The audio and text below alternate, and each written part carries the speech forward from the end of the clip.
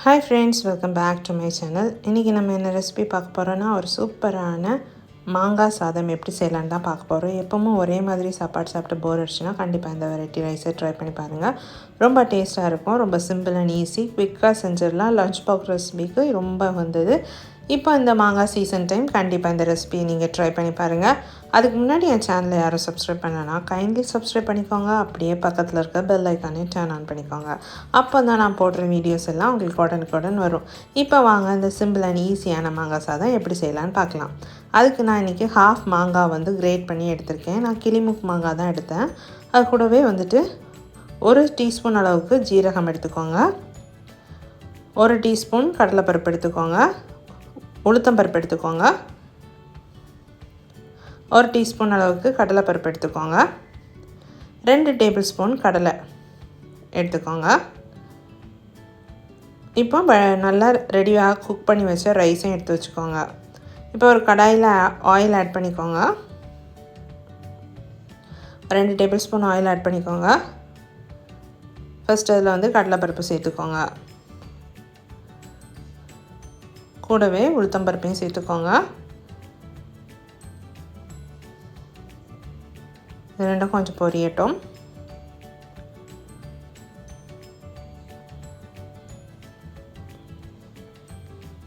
இப்போ இதில் காஞ்ச மிளகாய் சேர்த்துக்கோங்க, 2 காஞ்ச மிளகாய் சேர்த்துக்கோங்க, 1/2 டீஸ்பூன் அளவுக்கு கடுகு சேர்த்துக்கோங்க.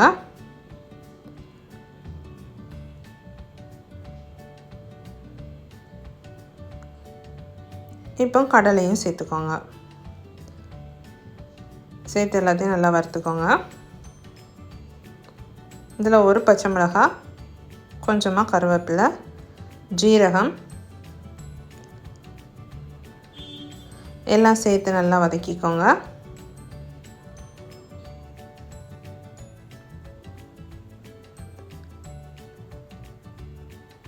இப்போ நம்ம கிரேட் பண்ணி வச்சுருக்க மாங்காவை சேர்த்துக்கலாம்.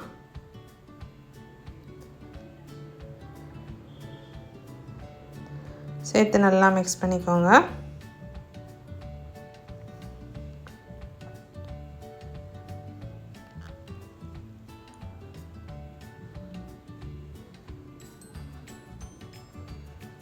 இது கூடவே கொஞ்சமாக மஞ்சள்தூள் சேர்த்துக்கோங்க, 1/4 டீஸ்பூன் அளவுக்கு.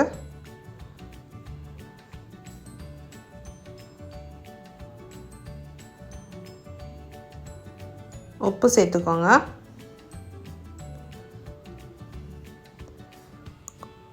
கூடவே கொஞ்சமாக பெருங்காய பொடியும் சேர்த்துக்கோங்க.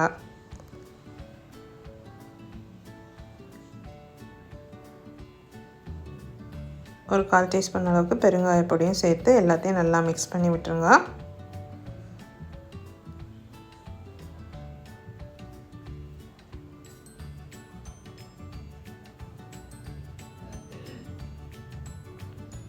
ஃபைனலாக அது கூட ரைஸ் ஆட் பண்ணிக்கோங்க. ஆட் பண்ணிவிட்டு எல்லாத்தையும் நல்லா மிக்ஸ் பண்ணிக்கோங்க. எல்லாம் பைண்ட் ஆகிற அளவுக்கு நல்லா மிக்ஸ் பண்ணி எடுத்துக்கோங்க.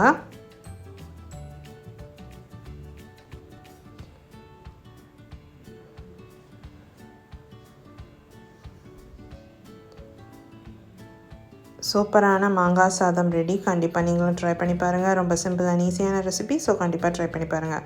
என் வீடியோஸ் பிடிச்சிருந்துச்சுன்னா மறக்காமல் என் சேனலை சப்ஸ்கிரைப் பண்ணுங்கள், லைக் பண்ணுங்கள், ஷேர் பண்ணுங்கள். கைண்ட்லி சப்ஸ்கிரைப் பண்ணி அப்படியே சப்போர்ட் பண்ணுங்கள். தேங்க்ஸ் ஃபார் வாட்சிங். பாய்.